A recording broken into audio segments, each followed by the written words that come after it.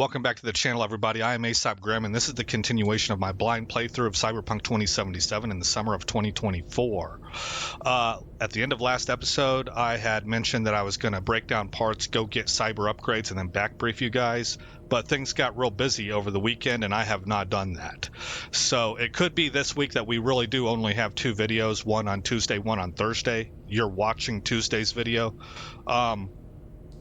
We'll just have to see how it goes. I'm playing Elden Ring as well, and World of Warcraft Phase 4 kicked off, and there's a lot of stuff going on. So I'm juggling some things, right? But we're going to go ahead and just get right into it. We are going out to see Pan Am, because that seemed like it had some urgency to it. And it says here, the Great Nomad Saga continues. Pan Am's up to something. That girl just doesn't know when to quit. My God, I love her for it. You don't seem to know either, considering you want to go back out there. Maybe you could save us all some time, pitch a tent out in the desert. Think we both know this isn't just about the job anymore. Okay, so you can see the game's kind of pushing you. I think this is Johnny talking. Johnny's kind of taking over our internal monologue. And the game's pushing us towards a relationship with Pan Am. So we will go ahead, head out that way, and I will see you guys out there. I'll go ahead and cut out travel time. What the? Oh, fuck.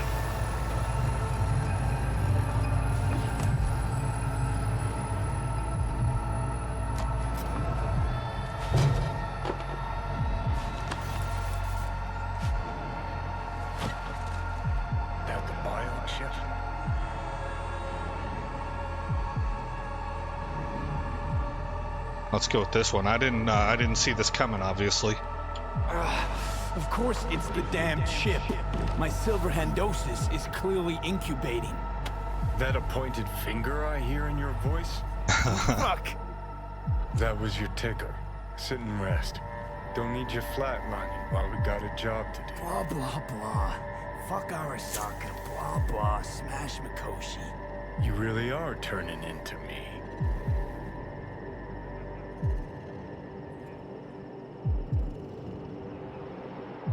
I mean, we could agree with them, I guess, but I want to stick with the don't smoke. You know, I just now realized what they're doing. Oh, no, I didn't just now realize. I think I talked about this before. This is interesting by the developers. You evidently are a non-smoker, right? So if you smoke, it shows that you are turning into him more. So you can steer your character that way. Oh, now that part did just occur to me. That's how this is like a choose your own adventure, if you've ever heard of those books, where you get to the end of the page and it gives you a decision you got to make and tells you to turn to X page based on what decision you made. And it gives you a different story. So, I think...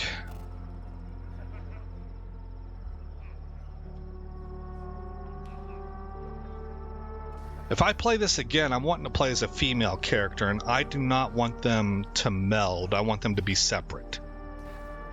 So let's use this first playthrough then and start going down the line of becoming more and more Johnny. That wasn't my original intent. That's an on-the-fly decision I'm making. Hopefully I don't regret it. Might be right. We're bickering like a couple of geezers on a park bench. It's time we let up. Let a little trust take hold.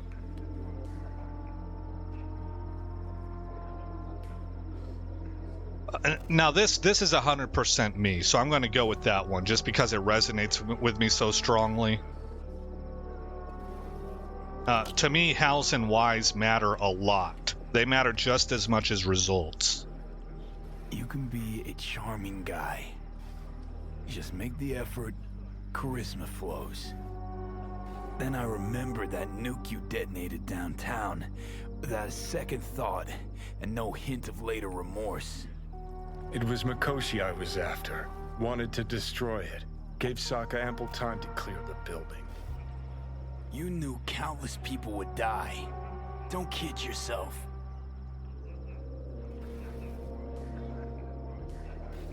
Take lives aplenty yourself. See scale as a problem?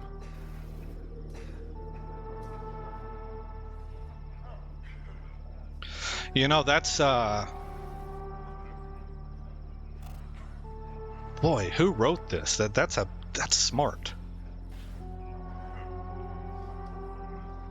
That's a boy, that's a good dilemma there. I can see what's being questioned, but I can also see the counter argument. I think it depends on the context. So what this guy's done, this is a really good use of rhetoric, man. If you're in a debate, like, this is a master stroke of a line. He is saying that individual life is supposed to be worth something. That's the whole thing about intrinsic human value, right? And so he's pointing out that I've taken a lot of lives. So what if it was fewer than he did? Aren't we both guilty of the same thing? And from a certain perspective, I think, yeah, that is true. And under certain contexts, that would be a valid point, I think. But in some other contexts, I think maybe not. So this is just what's on my mind. The example that comes to mind that I would use to argue against this, really, I guess it's still a matter of scale, to be honest. But I'm going to use the A-bomb in World War II, dropped on Japan, right? The atomic bomb. Plenty controversy there over the years. Not so much talked about anymore, but in decades past, that was a hot button topic that people argued over for a long time and got into some really heated debates. Now, from what I have heard, and this is what I believe, I looked into it, and I think the evidence is there. I think this is the easiest, this is the most likely explanation. I think you got to jump through some hurdles for the other explanation. But the one that I go with, the one that I've heard about that I think is correct, is that the U.S. military did a cost-benefit analysis, basically, and they were looking at how many lives would be lost, not just American lives, but lives in total, Japanese lives included. We had just gone through an island-hopping campaign, and we understood how good the Japanese were at architecture when it came to cave networks, and how good they were at guerrilla warfare. Then we also had some understanding. I don't want to say we were masters of it. That would sound pretty egotistical in my opinion. But we had done some study and had some understanding of Japanese culture and how they thought as a people. And at that time, they were under something of a kind of an emperor worship idea. And to protect their home island, they had huge cave networks already set up, pre-stocked with food and water for, if I recall correctly, 5 years. And were prepared to wage a guerrilla campaign through civilians. Every man, woman, and child was ready to enlist in this because it's how their culture thought. It wasn't a big ask for them. That was an expectation for honor and duty. You would have had a bigger problem keeping people from not doing it, because that's how their culture, how their system of how they viewed virtues and what was honorable and what wasn't, So when we did the math on it to figure out what the death toll would be, we came to a number of, particularly, again, from the reading I've done, the primary point of emphasis was civilian casualties. Yeah, the American casualties was a big concern, but it seems to me that the gist that I get was that the greater concern was the loss of Japanese civilian life. I don't know all the reasons behind that. It could be an idea of fostering a centuries-long animosity or something. Maybe there was some practical application there, and it's not all for the good of humanity, right? I don't know. All I'm saying is that it seems like the gist was the greatest concern. The greater concern was the cost of Japanese civilian life that would occur if we had to go in there and take that place inch by inch. Not soldiers, but civilians. And so we made the difficult decision to nuke a city of civilians, and we did it. And we told them surrender, and they balked. And we immediately nuked a second one, and that's what cracked their resolve. And that by doing so, as hard as it may be to imagine, I guess for some, to me, it's not very hard to imagine. You got 2 cities worth of population versus an entire nation, the whole island. That to me isn't very hard to figure out, right? And that cracked their resolve, and it saved tons and tons of lives. And then when you throw the American lives on top of that, it's just not even a close call. It's an easy call. Right. So that's what I've heard. If you boil it down, take the emotion out of it, and start looking at numbers, and you hold the idea of human beings have intrinsic value, then when you're done with the math and you see the numbers, it's an easy call. So that's a situation where scale might not be a problem. Although, as I was telling you right at the beginning of this, I said, well, I guess that still would be a scale problem, because it is making a judgment on, well, which one's going to cost more lives, and they took the one that would cost less lives, right? So anyway, I just thought that was a really good line that causes you to think about some things. I don't think he's a madman. I think he's a radical. Radicals are not always crazy. Sometimes they are, but they're not always crazy. They're just simply willing to do a lot more than most people are and go to greater lengths. And it's to such a degree that most other people, this is why they're considered a radical, most other people say that it wasn't justified. This would be something like me. You know, I'm somebody, I don't believe that the ends justify the means.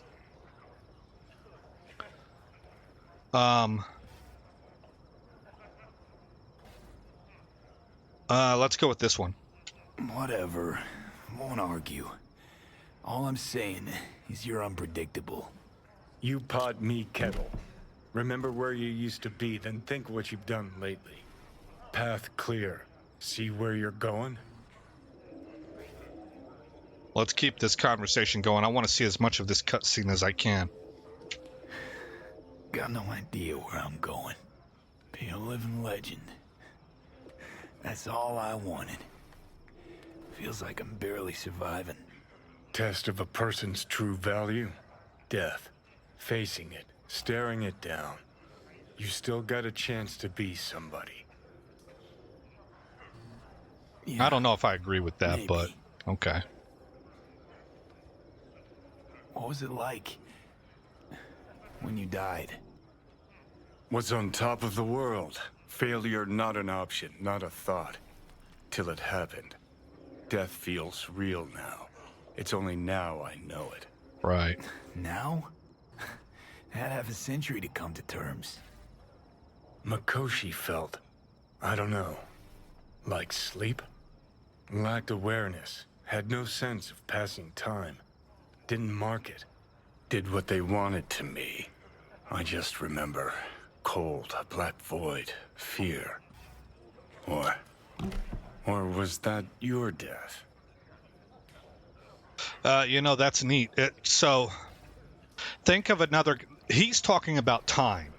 In order to understand that, what I do is I try to find a parallel that I can get my head around a little bit more.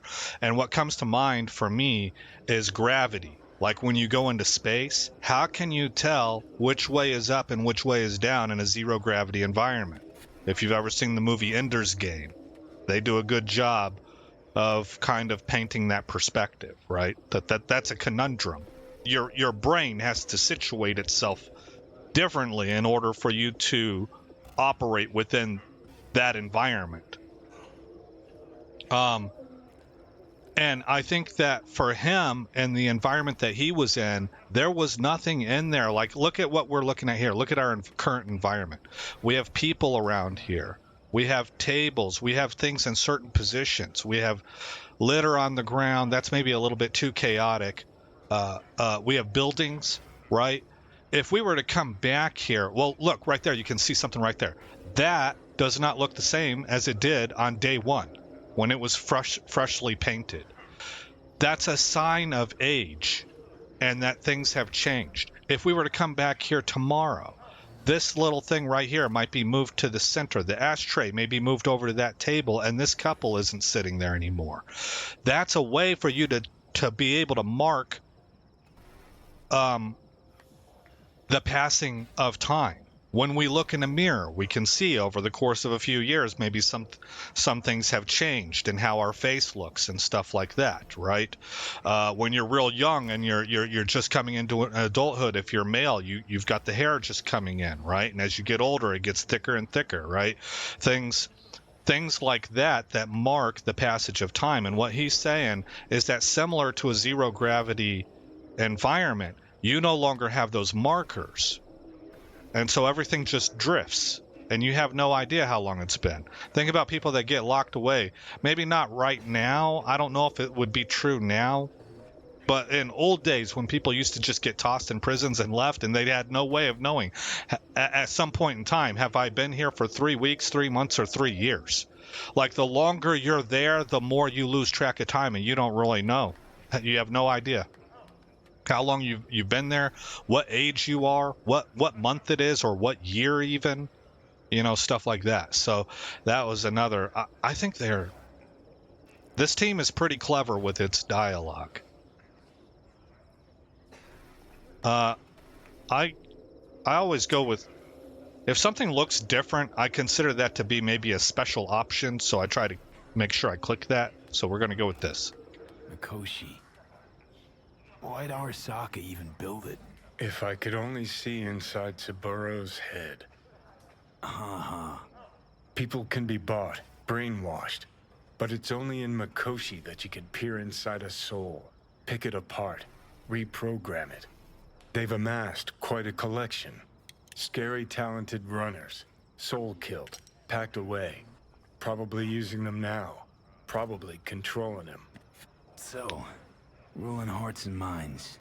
That's what it's about. Wow. The usual. Corps have always tried to shackle people one way or another. Saburo's ambition is greater. He's out to control humanity.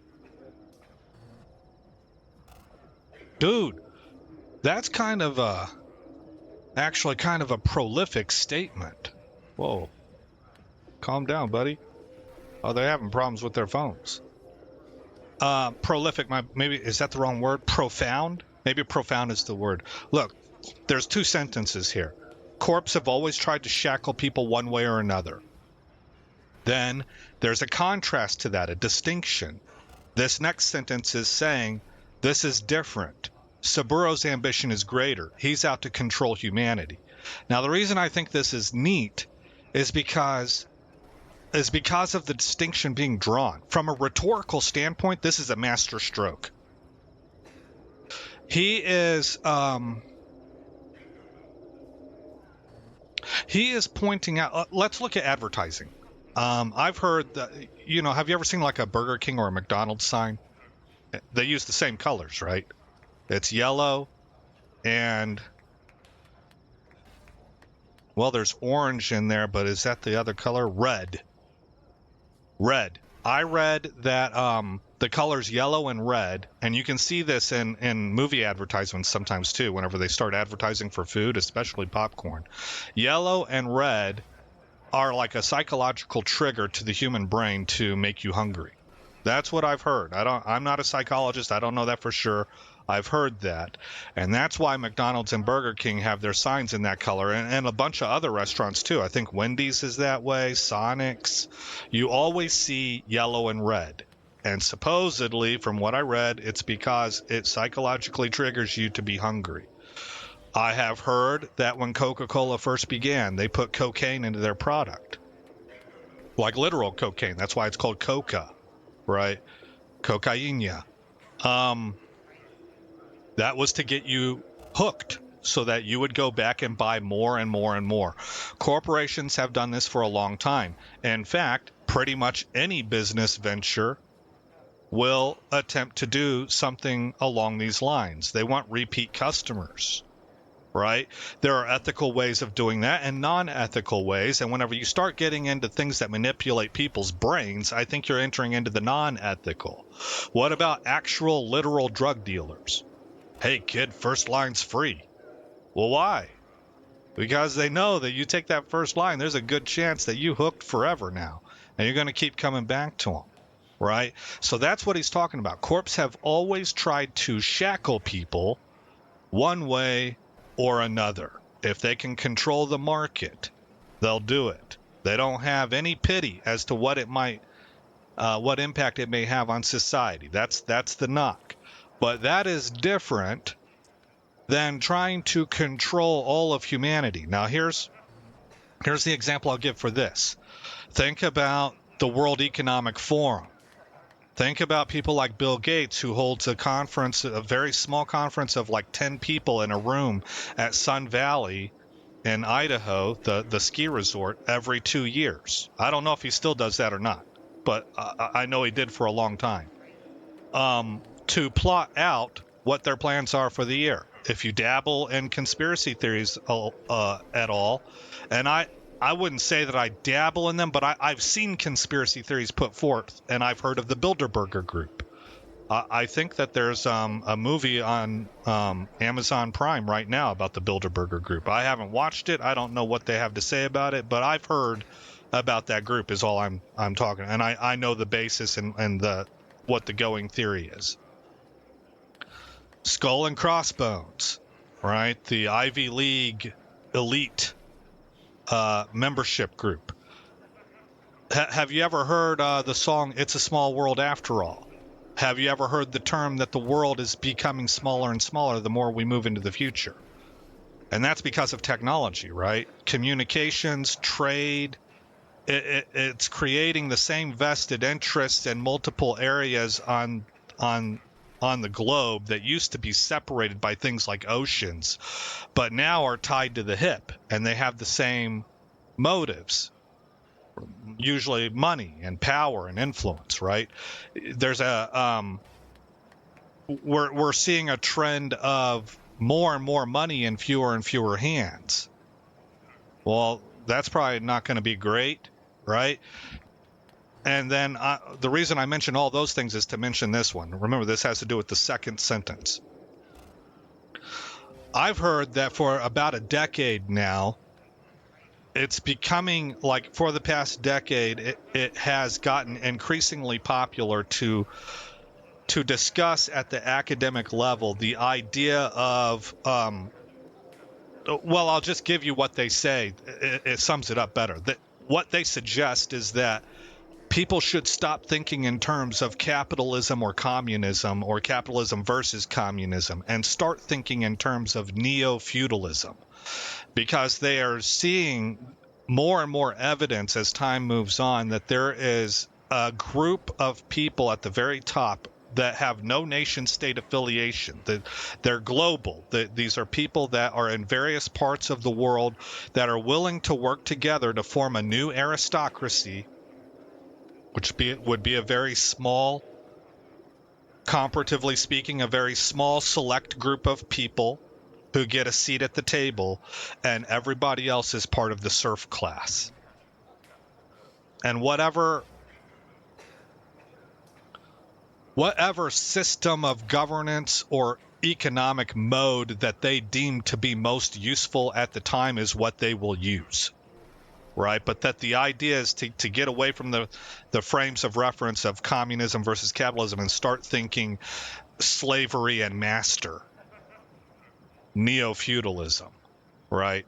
So that's why I think that this statement here in just two sentences, given all the context I just gave you, you can go check that out. Just kind of Google it and to see if I'm BSing you or anything. And this is a 2-sentence piece of dialogue that really sums it up. Corps have always tried to shackle people one way or another. However, right? In contrast to, but Saburo's ambition is greater. He's out to control humanity. These are the kinds of people, this is where I'll wrap it up. These are the kinds of people that believe individual freedom is a danger to everybody. These are the kinds of people that think the vast majority of human beings out there are too stupid to be allowed to think for themselves, and they'll drag everybody else down with them. These are the kinds of people that believe they have that elitist mindset. I have risen to the top because I'm better than you. I'm smarter than you. I'm more ambitious than you. I'm driven more than you. I can do a lot more than you and put things together. I can achieve so much more than you. And I'm not going to watch us all go down because you're too stupid to be trusted. I'm going to put things in place that bring things into alignment the way it should be, which is I govern and you obey. That's the mentality I believe that's being exhibited and being discussed with this neo-feudalism idea. And this is what Keanu, or Johnny Silverhand here, is pointing out. I want to just read it one more time and then we're pressing on. Corps have always tried to shackle people one way or another. But Saburo, I'm going to throw in that word but Saburo's ambition is greater. He's out to control humanity. So let's go with option 1. Well, I think I get why you detest the place. Shouldn't exist. Of all the destruction and pain corpse wreak round the world, what happens at Mikoshi is worst. Know why?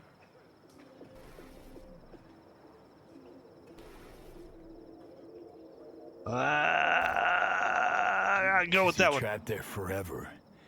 It's eternal. No, nothing's eternal. And for the psyches in Mikoshi, no such thing as the passage of time. Worse things when they switch up your identity. That's what I was going to go with. You never even know you've become someone else.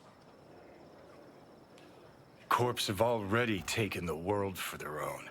Now they're coming for us. Yeah, that's actually the one I was going to take, that you lose your sense of self. They steal it from you. They co-opt you, right? They turn you into something else, and you don't even really know that you've been co-opted until you've already done a lot, right? Doing the same to me, erasing my identity.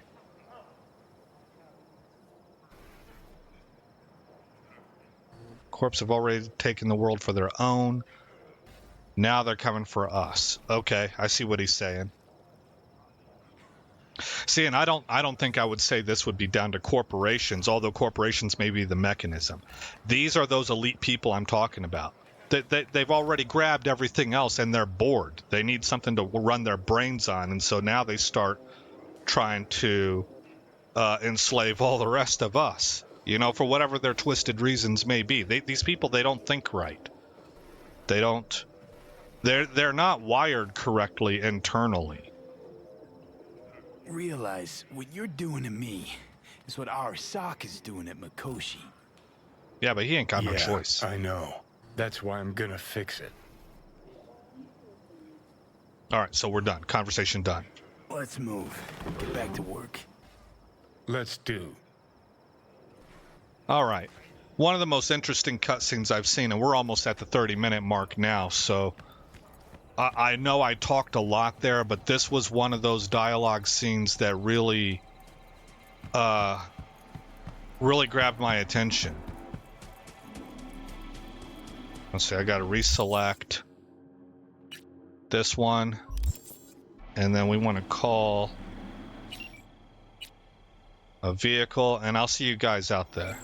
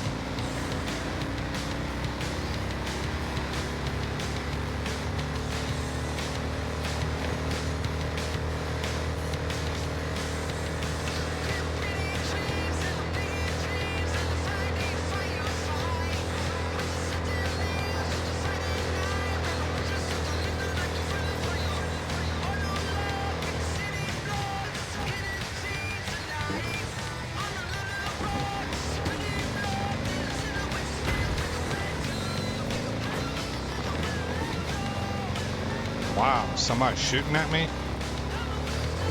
Because I've entered their territory, I guess.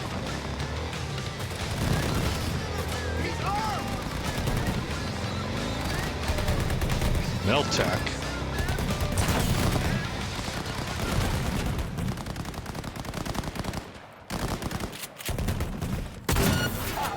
You've stepped in it. Pull it!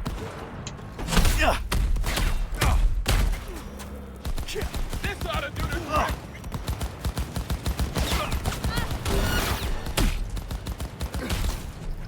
Let's do this kill fashion.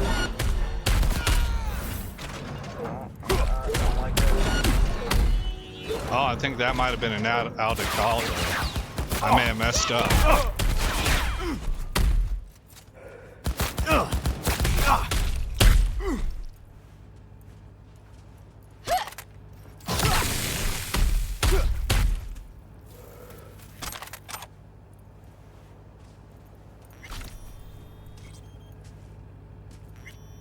I can't move the vehicle.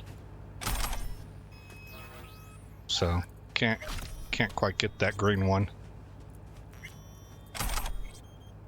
Let's...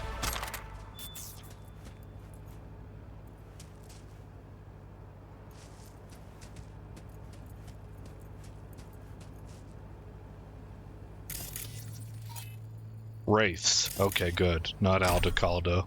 I was worried. Okay, well, yeah, it says it right there, Wraiths. Let's not go up to the Aldecaldo camp in a Wraith car. I was thinking about taking that, but...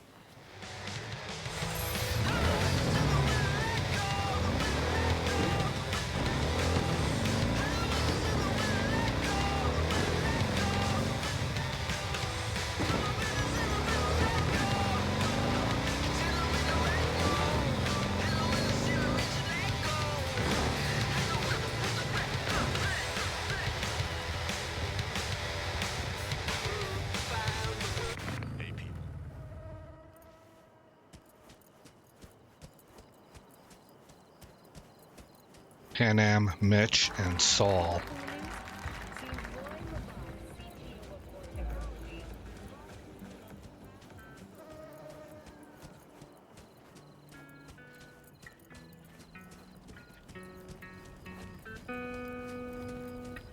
No, the rest will stay here in camp. I want patrols every half hour, reporting directly to me. V, you're here. What is he doing here? I forbade you from even breathing on that Militech convoy, so you call in your friend? To do it all behind my back? Is that it? Uh-huh. That's exactly why I had V come and stand right in front of you. Got no fucking clue what's going on here. Damn it to hell, Saul. Are you seriously considering letting that basilisk slip through our fingers? I am. But a chance like this. A chance at what? Rotting up the job we came here to do? Get the sense this fight's grown stale. Come on, put some feeling into it. No. This discussion ended long ago. The Biotechnica people will be here in an hour. Try not to cock anything else up before then. I can't believe it. Look, there he goes, off to paint the grass green.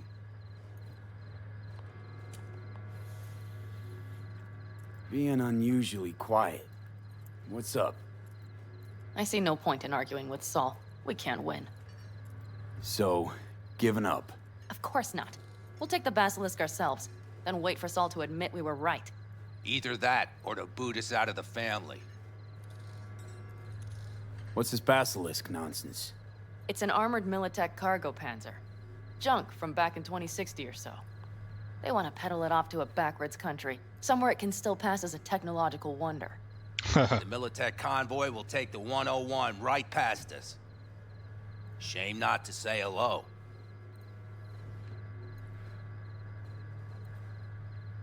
Let me guess. Whole thing's your idea. How did you know? Saul wouldn't be quite so pissed if it weren't. I believe V is right. If this had been Saul's idea, he would have seen it as the greatest plan on God's green earth. Bull. Saul isn't that petty. He's simply a coward. He would rather play it safe, bide his time. For the family. I don't know, that's pretty strong rhetoric. The guy seems to... I don't think he's a coward. Is this basilisk worth another fight with Saul? Yes, a craft like that would finally put us back on the right path. The family is falling apart. If we fall into this biotechnica rut, no one will ever take us seriously again. Okay, so you do want to go behind Saul's back, and drag me here specifically for that. Cassidy, Ted, Carol, and Bob also on board.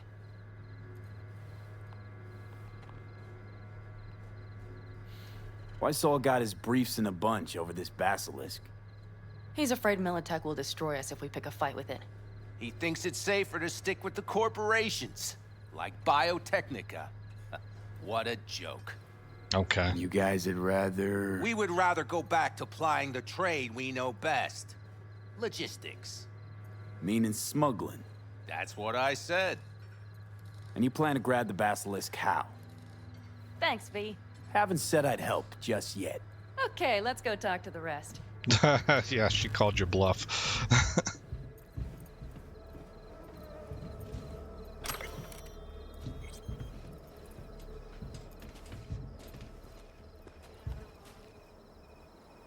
So, just the 4 vets on board with the plan. Nobody else? We didn't bother asking the others. There was too great a risk someone would take it to Saul. Besides, only the vets understand what we have to gain by having a basilisk. Sounds pretty risky to me. On the contrary, easy as pie. There won't even be much security on the convoy. Plus, we'll be doing our part towards furthering the cause of world peace. Why should this beast wind up being used in some little third world skirmish? We'll make better use of it right here in America. That sounds funny.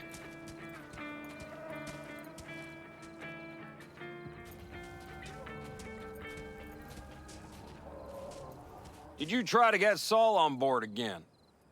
No luck, huh? No. Okay, everyone listen. Militech will transport the basilisk in parts distributed across 2 trucks.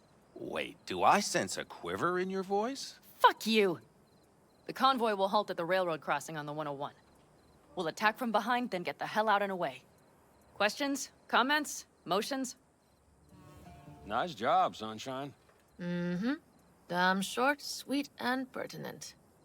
None of that sad sack bullshit. All too easy. Convenient to arrange. The exact tech you need. Coming your way, almost served on a silver platter. Yes, Saul also claimed it stinks to high heaven. Intel on the convoy, where'd you get it? Carol hacked the Militech comms channel. Is that enough for you?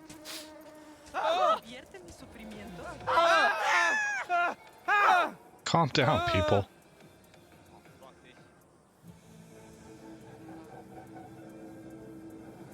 I Me? want to see what this does. Pan Am's got a beef with Saul, I know. But you guys... Few years back, nobody would have given corporal work a second thought. We want a good name. We just need good gear and good jobs. And Saul would see that if he pulled his head out of his caboose once in a while. Okay. Like, you need to make sure everybody's on the same page with your team for something like this. Okay, I'm in. Okay, thanks. First, we'll ride to the station. The train engine we need to block the convoy's way is there. Are you riding with us, or will we meet you there? I'll ride with. Riding with you. Excellent. Let's get going. Pretty sure there'll be some banter along the way. I want to find out what she says. I think I heard a little shake in that voice. You did not. Ah, come on. Did you get your hands clammy too? Screw you. But are you sure you didn't leave any traps? Militech won't notice a thing. Are you trying to insult me, Bobby? Okay. Forget I even asked.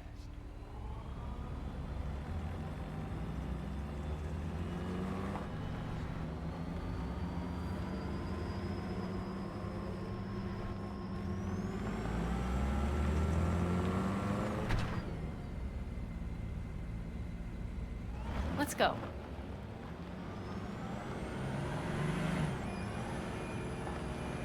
Nobody's gonna notice you gone back at camp? Saul has no wish to see us there anyway. The better to make a good second impression on the Biotechnica suits. Your sour faces wouldn't help much. Indeed, they would not. Raffens, what about them? You expecting any trouble? Saul is. He's posted sentries all around the camp. Watch the road, How's Chica. that not right? He's wrong in continuing to fight the symptoms rather than the disease. You don't miss life in Night City? At times, perhaps. I miss the feeling of having a new beginning. Of freedom. But I also haven't forgotten the emptiness. The feeling of realizing it means nothing if you're alone. Oh, there's a hint. Maybe. Yeah. Took adjustment on my part, too. Though, never was completely alone. You had someone? A true friend. Jackie by name. You would have liked him, actually. Jackie. I'll remember that.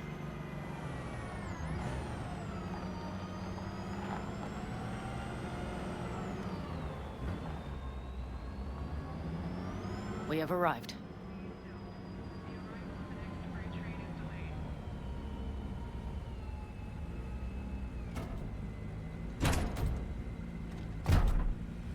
Big bastard. If you like it so much, maybe we should just hijack the train. Let the basilisk go on its way. Yeah, then just drive this beast to the 101. There and back. Saul would be on board with that. Are we ready? Yeah. Okay. The Militech convoy will be traveling from Night City to the base where they're due to meet the buyer. We will stop it at the railroad crossing. All we have to do is shove this beauty in its way. V, any questions? Plan to move this thing how, exactly? It's old tech. Carol will have to hack it.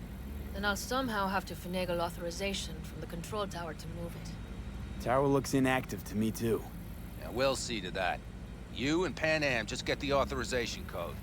Okay, let's get to work.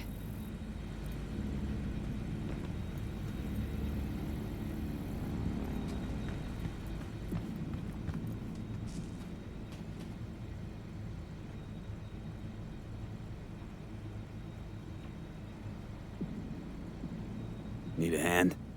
Of course, but in your shoes, I would look for another way in first.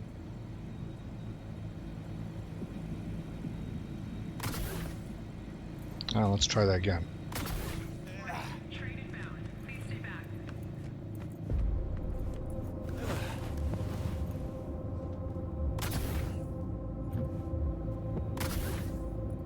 Can't quite make that jump.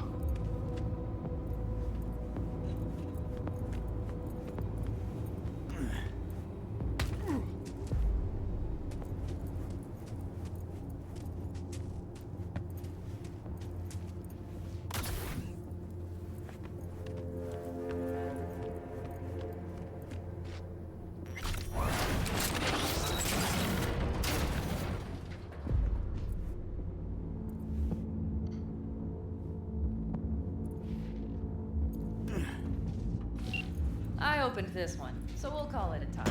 Be right there.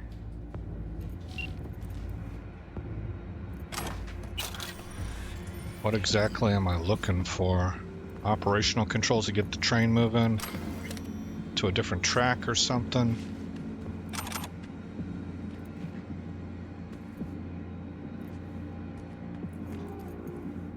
Elevator, busted elevator system, stairs.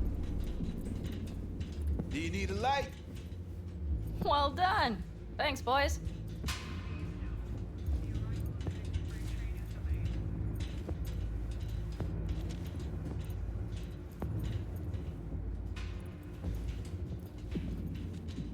I've always been fond of trains.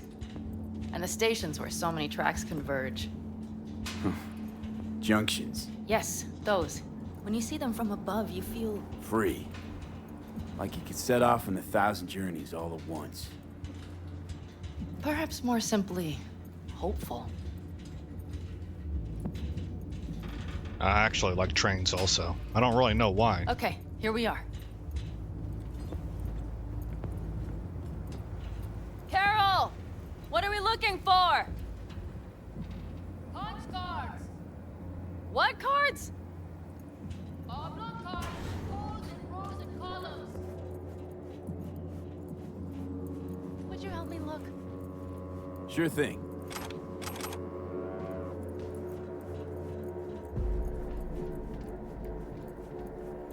Looks like a ready-made sniper nest up here.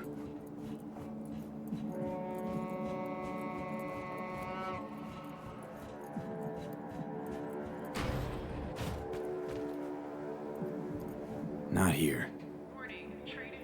Okay. It must be here somewhere. Nothing V, here. Look thoroughly, please. File cabinets and documents.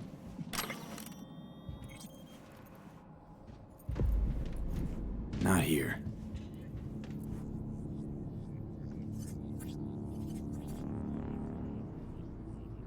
Cryptid?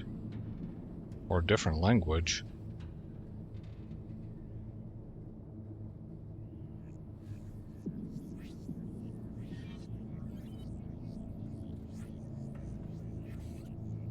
Required to return any company equipment as well as their building access cards.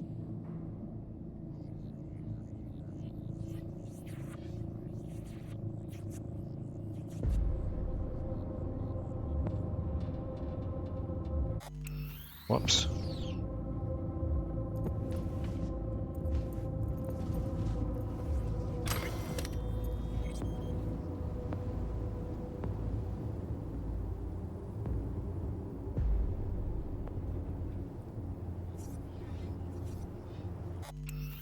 Keep doing that.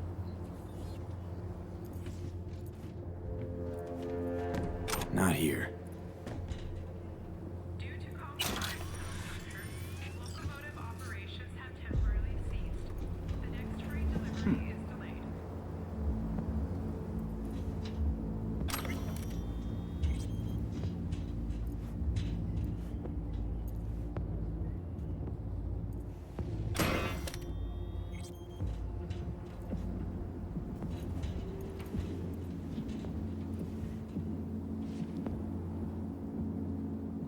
$10 meters. Okay. What did I miss?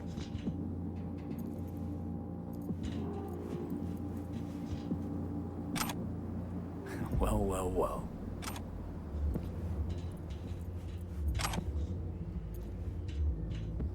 Okay, I guess I got what I needed. Got something. Good job.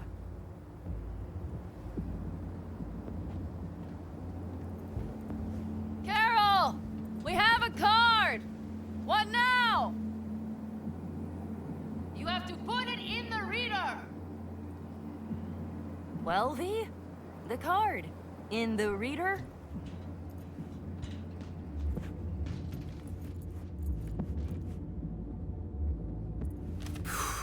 Here goes nothing.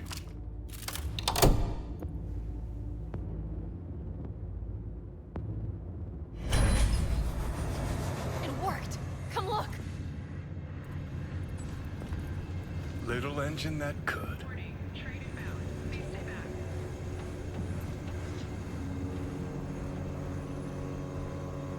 V, I wanted to speak with you. What's up, Chico?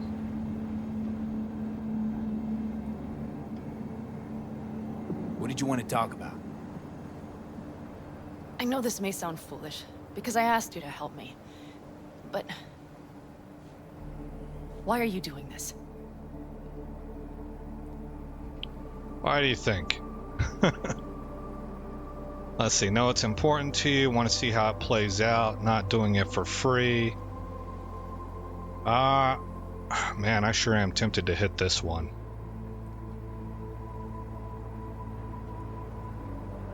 It would be answering a question with a question.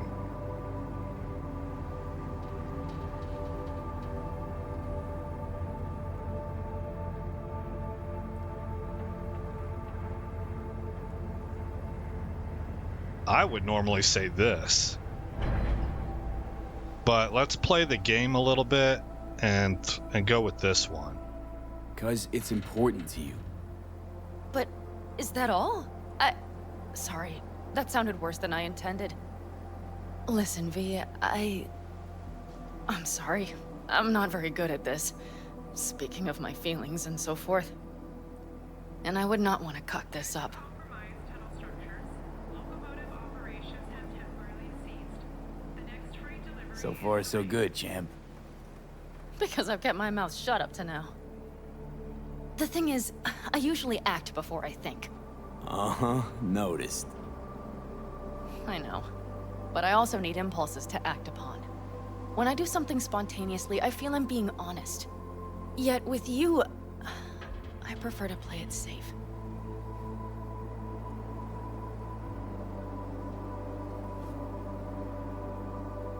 Go with this one. Why is it any different with me?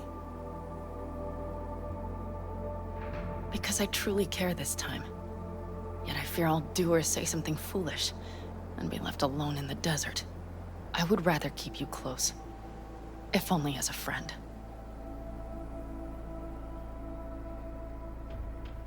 Go with that one. Try following the impulse next time. Okay. A little bit of Well, reassurance. in any case, you've been warned. All right. Let's rejoin the others. Still need to give her time to kind of work into things. She's scared, you know. Real nervous. So. Convoy. Got eyes and ears on it? Yes, Carol checks their communication channels from time to time. Everything is proceeding as planned. For now.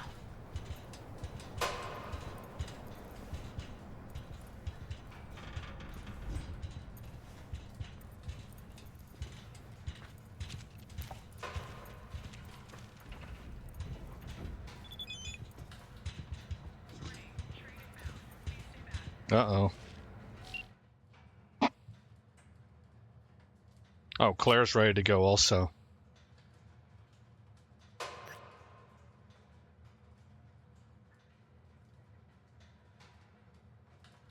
I mean, I don't feel the need to get flippant with them, but we're not telling on her.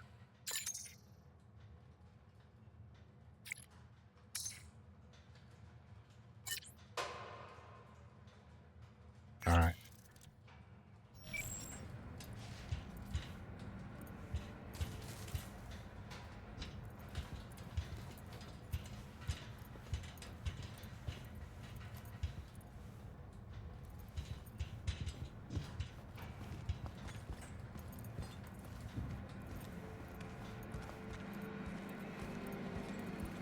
So you can see the game is kind of slow motioning a script of a developing relationship Put here. your ass down a minute, honey. And breathe. Everything's under control. The convoy is already heading our way.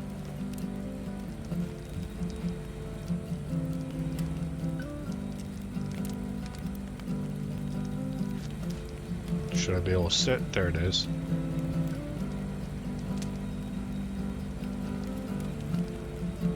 Hurry up and wait then.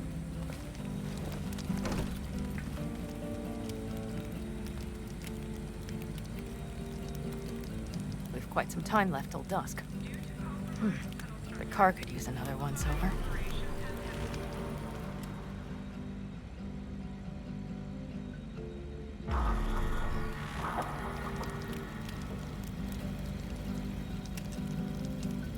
Stars have emerged. We've but a few hours till dawn.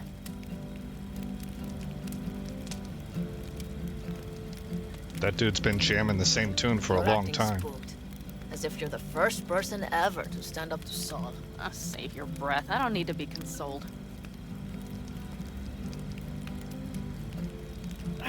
Was it someone I know? New. Scorpion. You came home from the war, head full of new ideas, and a host of new contacts. He tried to get Saul to lead us in joining Snake Nation. It would make us stronger, he said. I don't think he peeped a word of it to me. What did Saul do? Saul dressed the guy down head to toe for messing with the family. Hell, he didn't send him on any jobs for a year. Oh, wow. Gee, really consoling. Thanks. You said yourself you didn't need any.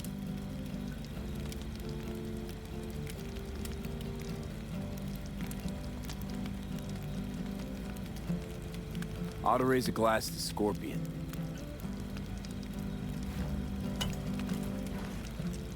To Scorpion.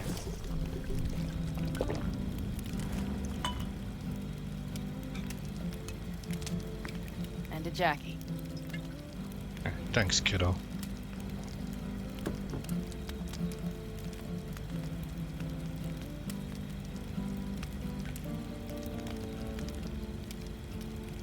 You don't talk about the war much.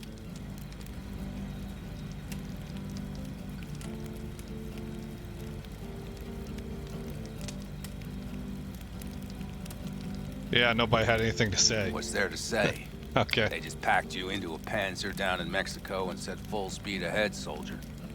And it was weeks talking either to yourself or the onboard AI. Drinking iodide like water because your Geiger wouldn't shut up. Mm-hmm. Sprouting a rash on my ass just thinking about sitting in that boiling hot coffin. Uh-huh. But you all can't wait to pack your asses into the Basilisk, huh? That's different. Completely different. You'll see once you're on board. So these are all veterans from the wars happening in South America in this universe.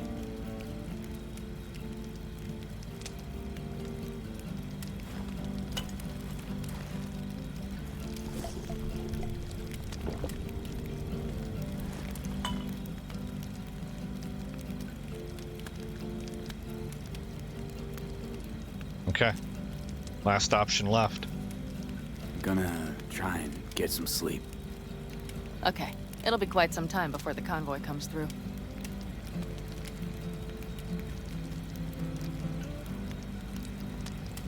This seems like something weird for me to say to her. See? I mean, I'd rather Did you just doze throw off? my arm around her and pull her close, right? Not me scooch closer.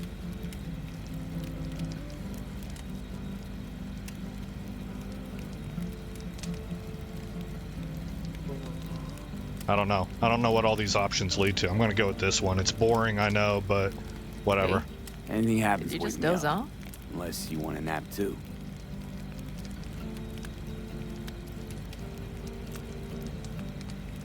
I'll just lie here a while, by her side, gazing at the stars. Is that another area of your expertise? You got maps of the heavens in your library too? Of course. That's the Big Dipper. And do you see the small flickering star to the right? Yeah. You do? Oh dear. That means there's a major leak. Leak in the Big Dipper. Good night, B.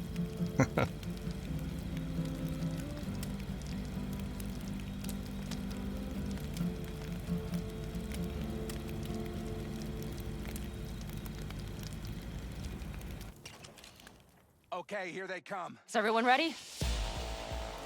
Go time. Let's ride, V.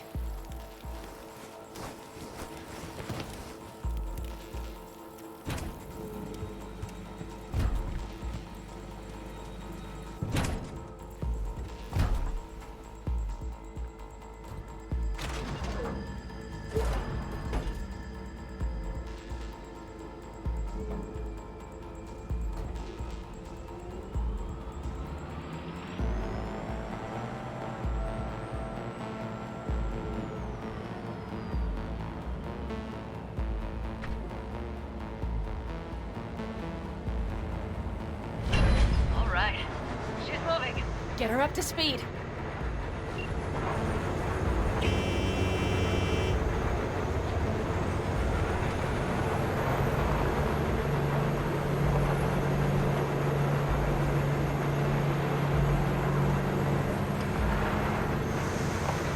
They're going faster than we thought. I don't know if we can catch them. Uncouple one of the cars. It'll speed you up. V, no hemming and hawing. Take out that couple.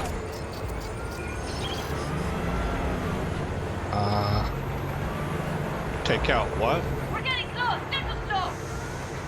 V, shoot out the damn coupler. What? Oh, this?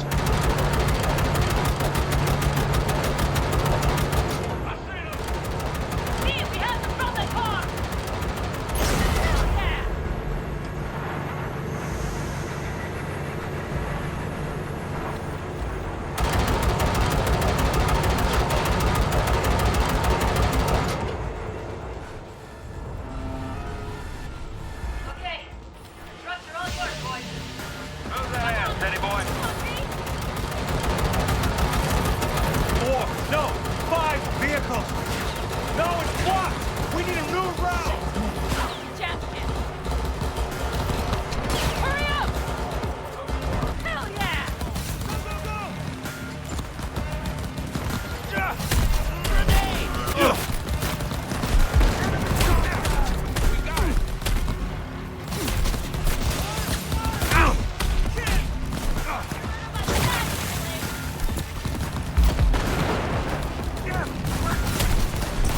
That's our guy, okay. He's dead!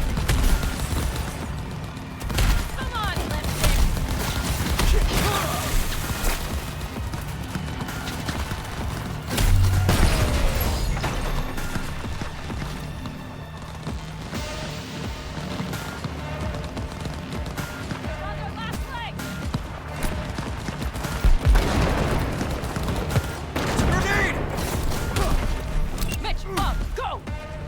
Plan, boss. All right, the train's leaving. You'd better move.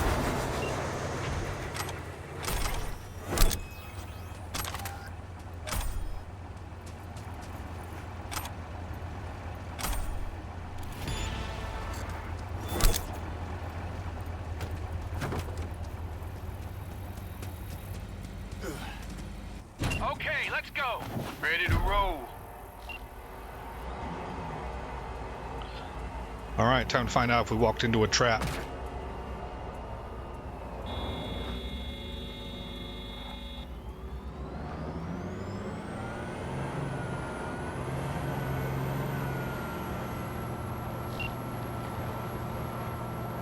Fuck! It worked! Woohoo! Of course it did! Just as I said it would.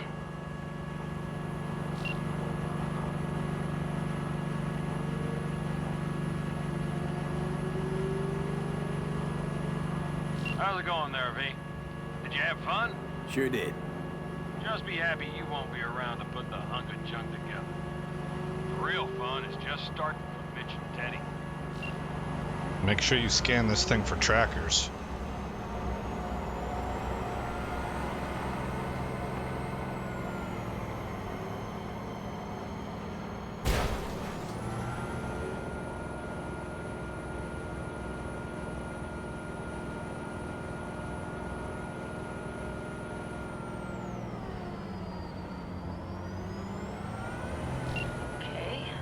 Lost the Militech channel. The suits finally realized someone was listening and changed the codes. Perfect timing, if you ask me.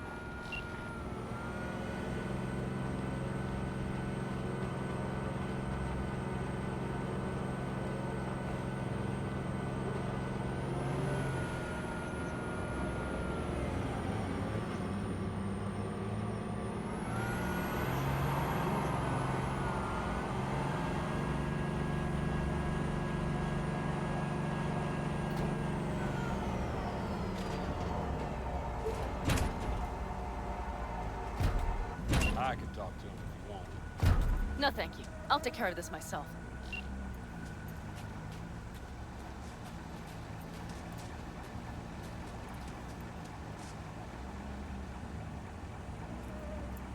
There he comes. Fuck! Pan Am! So it begins.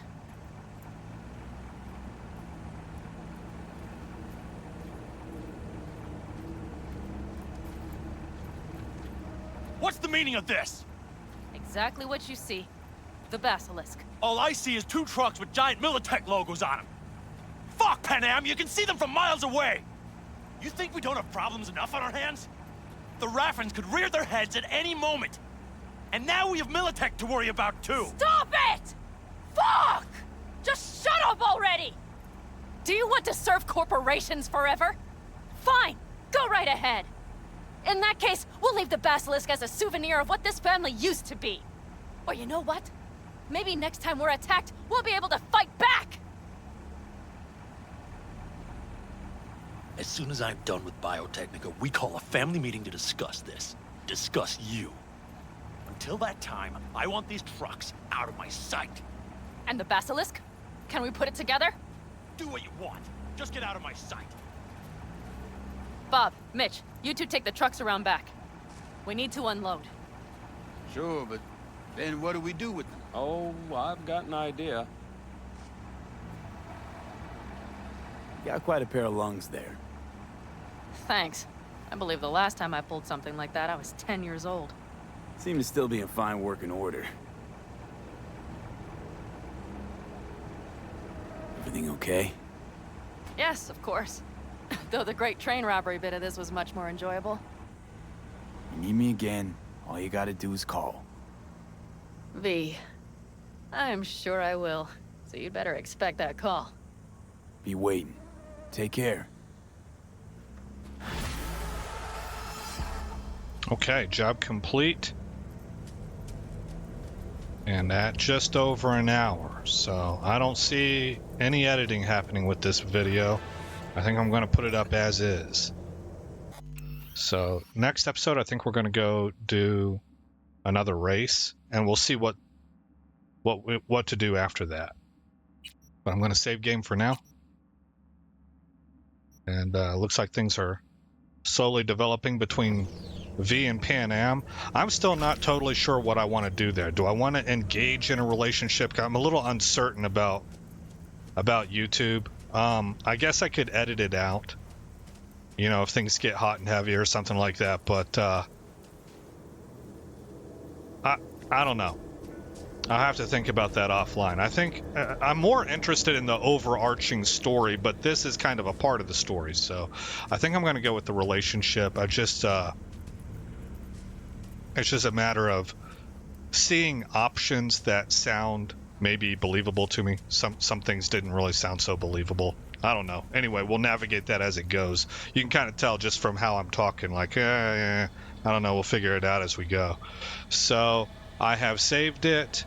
And again, I'm Aesop Grimm. Thanks for coming by the channel. I hope you like what you saw. More importantly, I hope all is well in your neck of the woods. And I'll see you in the next episode where the story continues.